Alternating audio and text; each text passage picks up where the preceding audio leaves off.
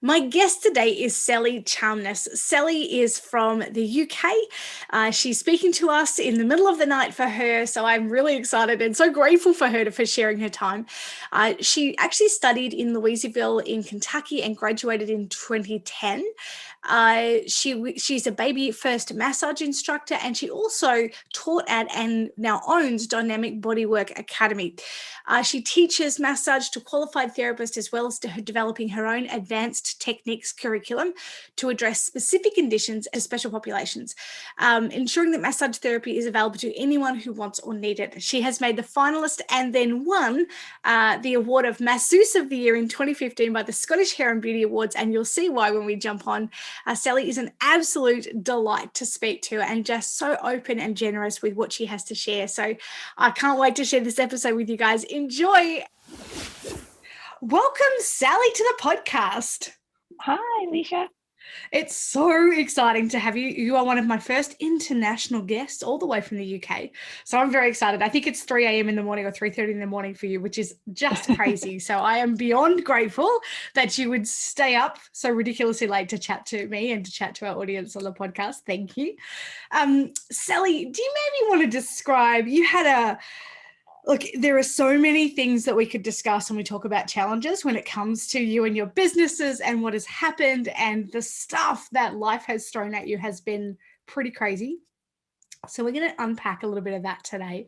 And so maybe 3.5 years ago, do you want to tell me a bit about the fire situation and what happened in your business?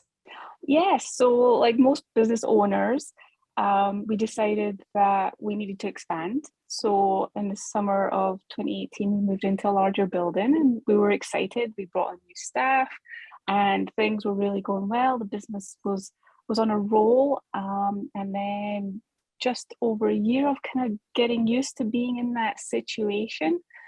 One Friday evening, I got a call from my landlord saying, "Hey, can you bring some keys to the clinic?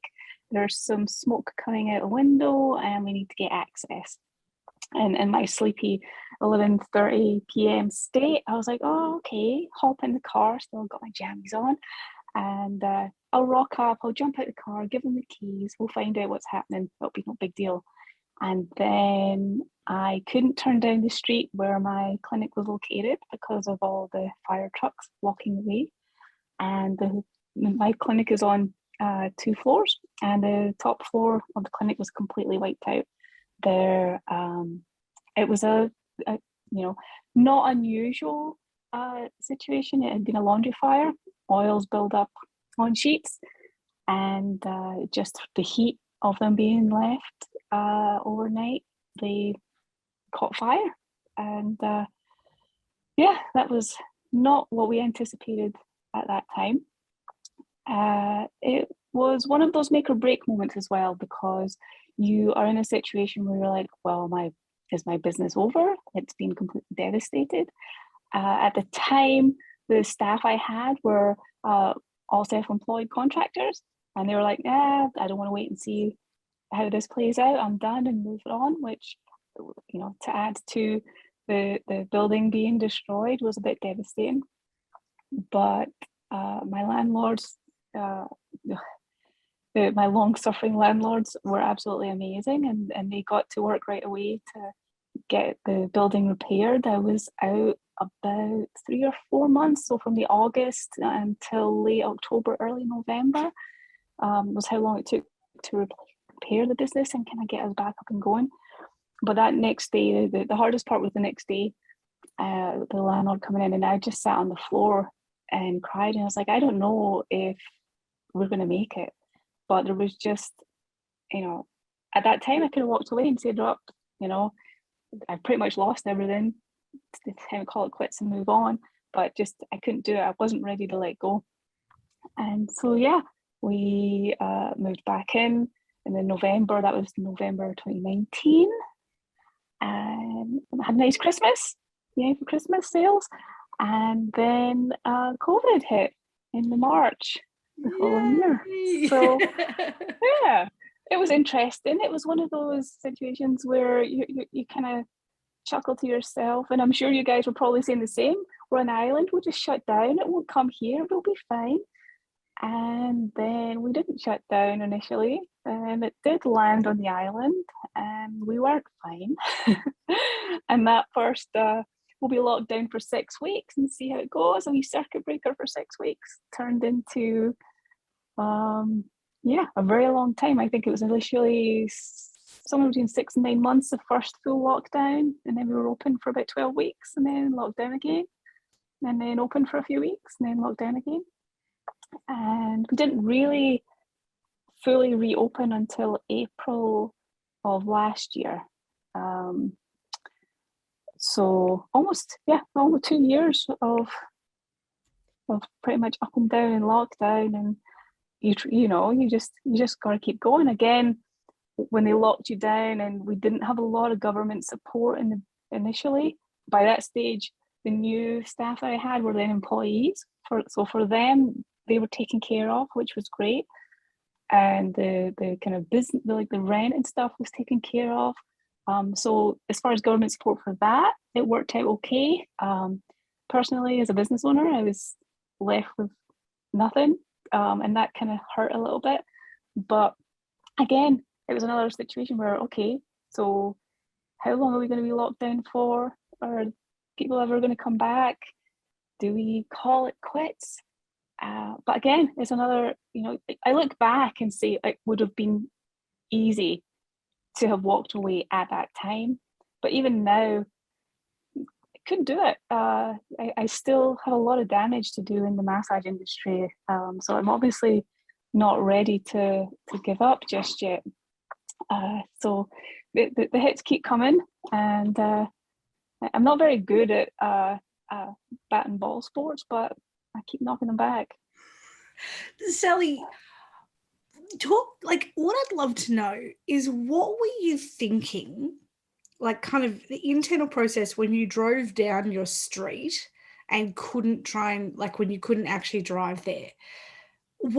How do you process chaos when it's actually happening in the moment? One of these people that tends to blindly take charge at first and be like, right, okay, let's get this problem sorted. Let's take care of everything. And the landlords and the firefighters, like, you can't go in the building. Like, once they were kind of finished, like, you can't go in the building. And I'm like, I just need to see what I'm dealing with here, what I've got to work with. And yeah, so I try to take charge and kind of fix everything at first, and then it's in the quiet afterwards that I tend to struggle with the information.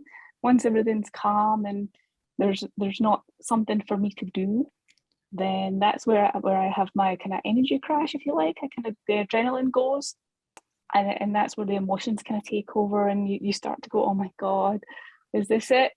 Am I done? Is it over? And then I have a bit of a cry in the corner. I think so many people would experience that. Like, that's the thing of nightmares, to hear that my clinic's burnt down because of towels. Like, I know we used to use a laundry service in Ocean Grove, and they had a number of fires in their dryers from massage towels. They always commented that our towels were not that bad. I'm like, don't know what we were doing specifically, but yeah, I'll give ourselves a thumbs up for that. And the idea that, the thing that we love to do causing damage is like, it's like the entire opposite of what we stand for as massage therapists. And I think that look, everybody has a different way of reacting to circumstances. And that kind of ability to overfunction in the moment, like, right, I'm just going to fix this, I'm going to do the things, and I'm thinking really quickly. And then to go, and I'm done now, like completely, almost like a disassociation from, again, I think is really, really normal. For you, when you're in that space, how do you find creative ways out of the chaos when you're in the quiet and the overwhelm? That tends to be when as you call it, the creative, how do I creative? That's when the planning starts. And it's like, all right, okay. So in my moments when I feel like I have the least amount of control, I start to make plans and numbers. Numbers, for some reason, even though I'm not good with them, numbers tend to calm me down. So it's like, okay, so if we want to do this, or we want to purchase this for the clinic, What's that going to cost us, and how many treatments is that going to be, and how we're going to get those clients in to make that happen. And I focus on the numbers and doing all those kind of calculations and writing it all down on paper, physically writing things as well. Even though I come from an IT background many careers ago, I still find that the physical act of writing something pen to paper, it's just that kind of physical connection to my brain, and it really helps me focus a lot of energy into the plans that I'm making. So I can type them on notes on my phone, or I can type them in Word on my computer, but there's just something different about that physical act of writing things down that really kind of helps focus all of that chaotic energy. And I think often that numbers is data, and it is something we can control. Like now I've got a lever that I can hold and move, and I'm okay with that. That makes me feel better. I feel more certain. This is good. And it is, you're right, like having, lots of access to all sorts of digital wonderfulness.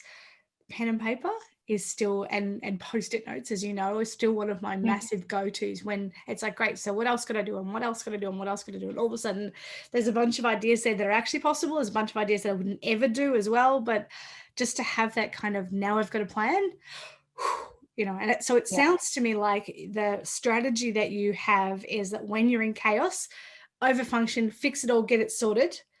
The other side of that is then lose it, just kind of, go rock in the corner, so to speak, or let the tears fall and kind of deal with the emotions that you probably experienced in that moment, but they weren't able to be found. And then the next step is to go to pen and paper and go, right, how do I actually do this? And I guess for you, so a conversation we're having off air is around what you've been doing with your trainings. You used to run a lot of trainings and you're about to embark back on that again. Do you want to tell us a bit about that journey as part of your business? Yes. So I started teaching initially in 2011, and then took over the training school that I was employed with. And I really loved teaching, and I felt, because I had originally trained overseas anyway, I felt that the training in the UK was a little bit different from what I was used to. So it was nice adding a bit of kind of international knowledge, or international flair, if you like, to the training that I was doing at the time. And I felt that although we were doing continued education stuff, it would be nice to make it a bit more intense, kind of knowledge-wise, rather than giving someone a qualification for a new technique that, just add a new service and away they go.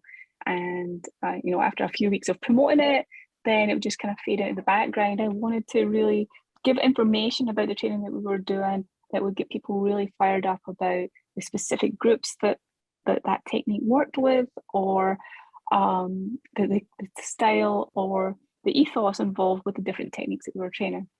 So I really enjoyed the evolution of that. But then I found that I had two different brains. I had the clinic brain, where I was working in and working on the clinic business. And then I had the educator brain, and I saw those as two different entities and really struggled with the balance of that. And then obviously, again, with the fire at the clinic and COVID, the training side of things just completely died. And it wasn't that I lost interest in it, I just wasn't sure what that landscape would look like post-COVID. I wasn't confident at the time about turning those trainings digitally. I was still struggling with the idea that hands-on techniques could be taught online. So I didn't venture into that avenue, which many people have done successfully. And I'm a little bit of me is the kind of green-eyed monster. That's fantastic. That would have been amazing if I could have done that with our training education. But at the time, it just wasn't the right time for me to look at that avenue. And but now we're kind of in the kind of waning side of COVID.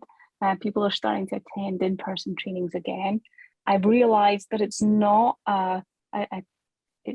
two different journeys. They're both the same part of my journey.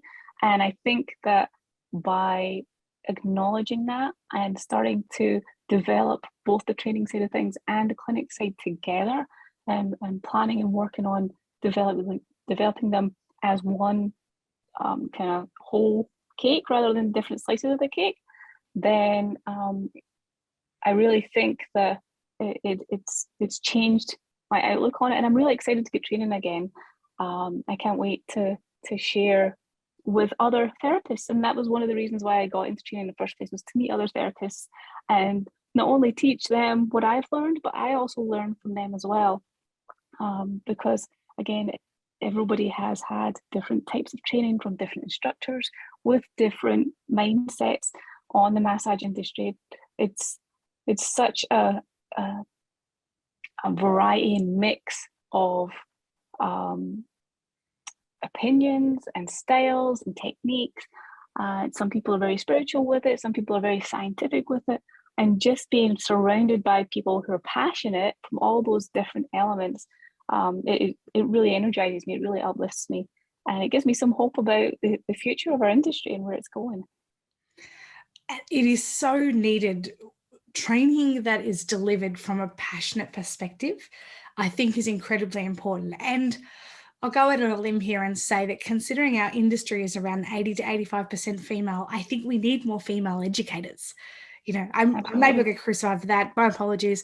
However, I think it's really important. And I think it's important that the people that are teaching us are a reflection of majority of the industry. And it's interesting because I know here in Australia, it's really not. There's mainly male teachers and trainers, fantastic. They all do a wonderful job. And I'm just I guess it makes me curious as to go, I wonder why that is, and what would have to happen to have really passionate, really well-educated, really well-rounded, amazing female educators out there doing post-massage training, like not just the main qualification, but actually teaching the additional stuff that gives us sometimes those 1%ers. Like when you go to a course and you get one or two things out of it, but it entirely changes the way that you treat and the way that you look or the way that you assess at a weekend course or a week course. It's so powerful, and I know that the impact that I've had has often been some of the hands-on, but also the teachers and the passion and love that they bring to what they do, and how powerful that is to, I think, my ability to implement what I learn. And I think those two are related, because I think when you sense the teacher loves what they do and loves the people they do it on and the people they're doing it with, there's definitely more want to lean into the training or whatever it is that I've learned. And so I think that's going to be fantastic to see more of that coming through from you, Sally. Absolutely. I asked myself the same question in regards to the type of teachers that we have available in the industry. And my initial training was at a school run by a male therapist. And people have asked me, how was that? What was that like? For me, it was the norm. So I didn't see any difference in there. But as you kind of get deeper into the industry, you see it, particularly in panels and in conferences that you attend, and the smaller schools or the smaller education courses, I think you see tend to be run kind of independently by women. But on a larger scale, the larger events are more headlined by males. And I'm not sure whether that is more from a mindset that men tend to be a bit more forward in their marketing and their sales and their presentation. So that makes conferences and stuff and keynotes and a bit more accessible to men, whereas women tend to be a bit more reserved and a bit more nurturing rather than personality wise kind of out there and in your face. This is where I get slammed for my comments on this, but I think it's a masculine feminine energy thing. And although the scales are tipping a little now, obviously we have some fantastic female educators that are standing up and saying thank you for the invitation to your event, but there are no women on your panel. So unless you get other women there, I'm not interested in attending. And I take my hat off to them. They really are kind of leading the charge for us, but I still think there's a long way to go. Yeah, I agree. I think so. And as you say, I think the tide is tipping. And I was also trained by some fabulous men in the small college that I attended. It was absolutely awesome. And I'm so grateful for what they were.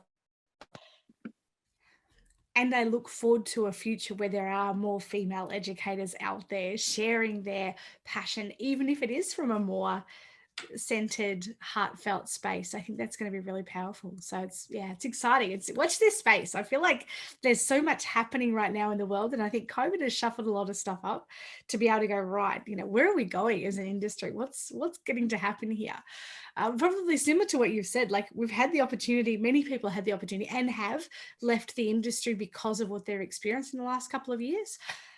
And now to go, okay, so this is what we really are choosing to be here. If we're still in the game now, post-COVID, as it's petering out, then we're clearly committed to this industry. And I think it's really interesting to see where it will go.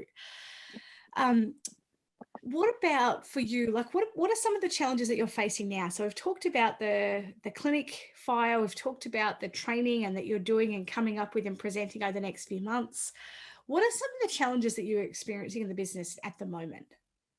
We are still at that the kind of fine line between people are returning to pre-COVID behaviors, which is great, but the risk of COVID infection is still there. And of course, like most other business owners, at least, the fear is another wave with absolutely no support to get through, having no staff because everybody's off sick. That is a fear that's still there, obviously. And I think it's going to be with us for a long time. I still think we've got a good 18 months or more of this to get through before things will feel like they were, or at least close to what they were kind of pre-COVID. But obviously there's a lot of economic issues going on, particularly here in the UK at the moment. And there's the fear that massage still, for a lot of people, is considered a luxury. And one of the first things to go when there is economic hardship are those luxuries. So for us, it's going to be ensuring that the business has longevity by educating our clients that, yes, it is a luxury and it can be a luxury, but it is an important part of not only your physical care, but also your mental health as well. And mental health for a lot of people right now are really struggling. And that kind of connection, that mind-body connection between the two can be such a great opportunity for people to find relief from their stresses. And sometimes it's a situation where people don't realize that the pain that they experience are physical embodiments of mental stresses that they're going through, or the mental pain that they're suffering for whatever reason. So educating on that connection and finding ways to be a bit more accommodating in our services as well, because we can be, we can say, oh, we're a business and we're rigid and these are our rates, take it or leave it and move on. However, there are ways that we can adjust to accommodate our clients who need us the most. And at the end of the day, we're there because we have a service to offer that people need. And if we can accommodate that by saying, look, maybe you can't afford to come every month or every couple of weeks for an hour at a time or for 90 minutes at a time, but why don't we look at even just 30 minutes, or even just come in for 10 minutes on the on-site chair, even just that 10 minutes of physical contact in peace and quiet, away from the stresses of the world. So being able to adjust your offerings and being able to speak to the client about what they need in that moment in time and how we can accommodate them, I think is what's going to give a lot of therapists longevity during these difficult times. Yeah, definitely.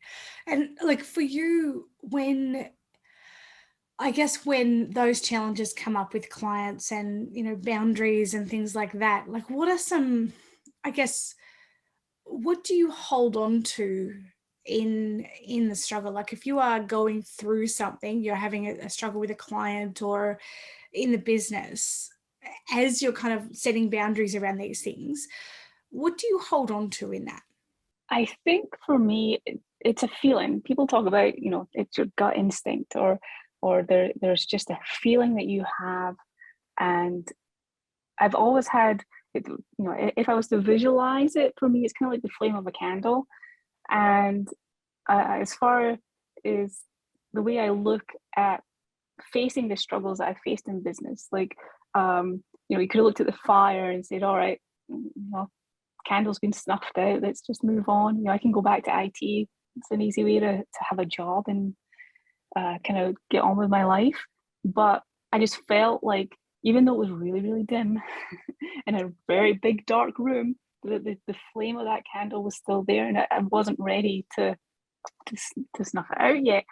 COVID was the same thing when we kind of hit the first lockdown and they started to extend it and extend it and extend it. You have to say to yourself, oh, how much longer can I keep smiling and saying, it's going to be all right, we're going to bounce back, we'll be able to reopen and things will be good.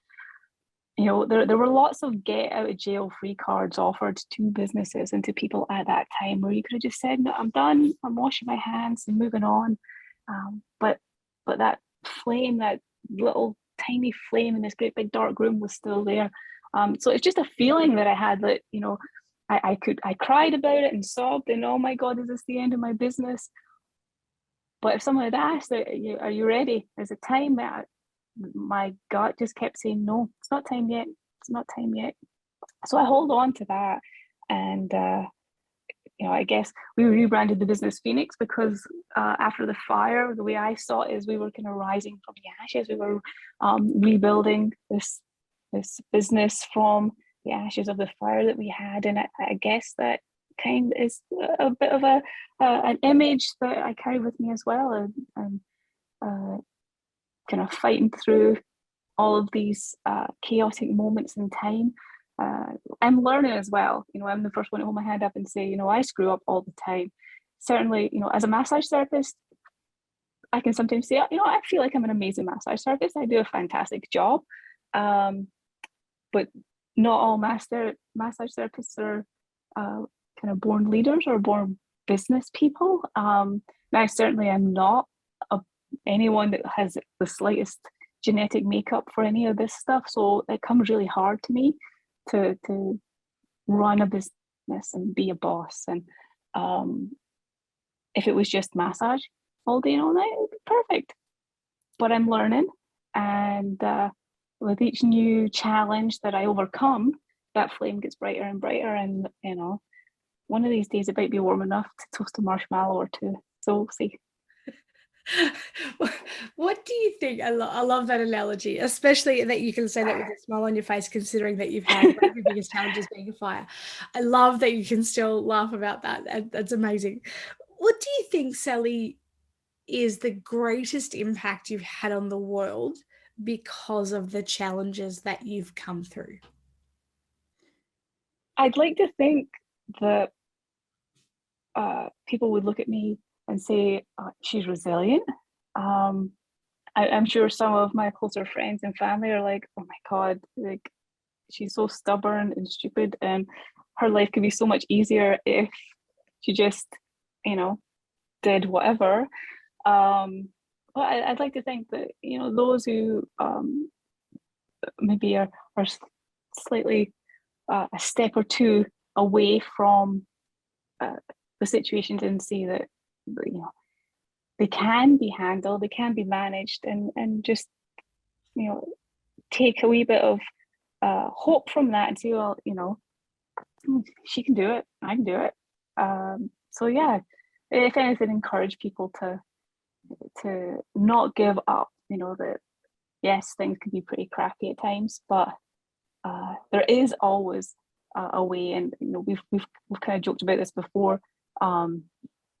with the everything is figure outable. Everything is, it in some way or other figure outable. Sometimes we don't like the solutions that are available to us, but those solutions again don't necessarily mean that it's the end. You just got to get creative and how you use them. Yeah, so true, Sally. Thank you so much for your time. Thank you for hanging out with me and sharing with me today.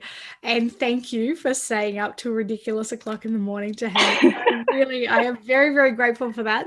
I just know that there will be so many people listening to this that have been through, maybe felt like they've been through, through hell and back, and just even hearing your story, knowing that they're not alone, and that sometimes business is amazing, it's wonderful, and sometimes it's really not, and that everything is solvable, and Yes. that there is a way to walk through this with excellence even when it's challenging.